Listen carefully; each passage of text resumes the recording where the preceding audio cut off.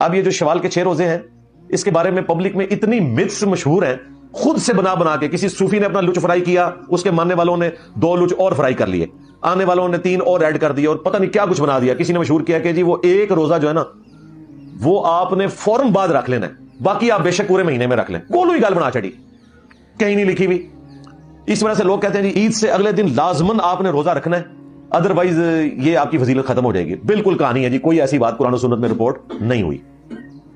دوسرا, بعض زیادہ غلو کرنے والے کہتے ہیں کہ جی آپ نے بس عید کا دن چھوڑنا ہے اور ساتھ یہ 6 روزے رکھ لینے ہیں, بعد میں کریں گے تو اس کے ثواب میں کمی آ جائے گی. بالکل نان سینس بات, کوئی ایسی بات نہیں ہے. شوال کے پورے 1 مہینے میں آپ نے 6 روزے پورے کرنے ہیں. کوئی ایسی بات رپورٹ نہیں ہوئی کہ آپ نے اس کو مسلسل رکھنا ہے. آپ چاہے آخری 6 دن رکھ لیں, چاہے ہر ہفتے پیر اور جمعرات کا روزہ رکھ لیں, چاہے آپ بیچ میں کسی دن کا روزہ رکھیں, 1 رکھیں 3 چھوڑیں پھر 1 رکھ لیں, 4 چھوڑیں 1 رکھ لیں, اکٹھے 2 رکھ لیں, اکٹھے 3 رکھ لیں, پھر اکٹھے 3 رکھ لیں, جس طریقے سے مرضی کریں. تو 6 کی گنتی جب پوری ہو گئی آپ وہ فضیلت پا لیں گے.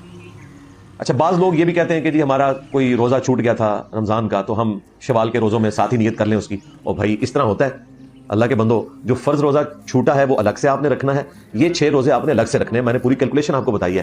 اگر آپ اس کیلکولیشن کو فالو ہی نہیں کریں گے تو آپ کو کیسے ثواب ملے گا؟ اسی طریقے سے بعض اوقات عورتوں کے مخصوص ایام کے روزے چھوٹ جاتے ہیں تو وہ 6 روزوں میں ان فرض روزوں کی نیت کرتی ہیں اور کہتی ہیں ہمارے دونوں ادا ہو گئے.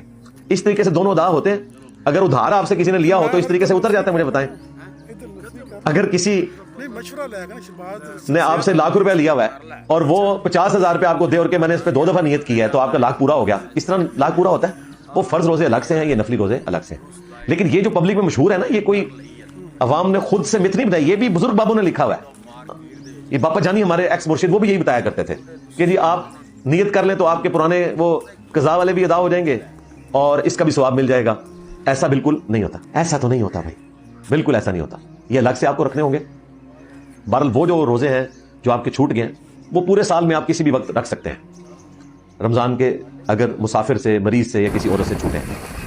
بلکہ مسلم شریف میں تو حدیث ہے, سیدہ عائشہ سلام اللہ علیہا کہتی ہیں کہ میں تو اپنے رمضان کے چھوٹے ہوئے روزے اگلے رمضان سے جسٹ پہلے جو مہینہ آتا ہے شعبان کا, اس میں رکھا کرتا ہوں تاکہ نبی اسلام سے اجازت لینے کی ضرورت نہ پڑے, کیونکہ شعبان کے مہینے میں نبی اسلام مسلسل روزے رکھا کرتے ہیں. تو اس سے یہ بھی پتہ چلا کہ اگر کسی کا گرمیوں میں رمضان کا روزہ چھوٹ جائے تو وہ سردیوں میں اس کی قضا دے سکتے ہیں, لیکن اتنی لیٹ نہیں کرے گا کہ پورا سال ہی گزر جائے. اگلے رمضان سے پہلے آپ نے اس کی قضا دینی ہے. اور اگر اگلا رمضان آ گیا اور آپ نے قضا نہیں دی اور اس سے اگلے سال جا کے دے رہے ہیں تو پھر سنن الکبریٰ البیہقی میں سیدنا ابو ہریرہ کا قول موجود ہے کہ ایسا شخص بھی روزے کی قضا بھی دے گا اور ہر روزے کے بدلے ایک فدیہ بھی دے گا, یعنی مسکین کو 1 وقت کا کھانا کھلائے گا. جو قرآن میں رپورٹ ہوا کہ آپ نے روزہ چھوڑنے کے بدلے فدیہ دینا ہے مسکین کو, یہ ایکسٹرا وہ کام کرے گا. یہ حضرت ابو ہریرہ کا فتویٰ ہے. ظاہر ہے کہ جب مرفوع کوئی حدیث اویلیبل نہ ہو تو پھر صحابہ کرام کے اقوال سے ہی ہم مسائل کو اخذ کرتے ہیں. یہ میں نے شرعی مسئلہ آپ کو ساتھ بتا دیا.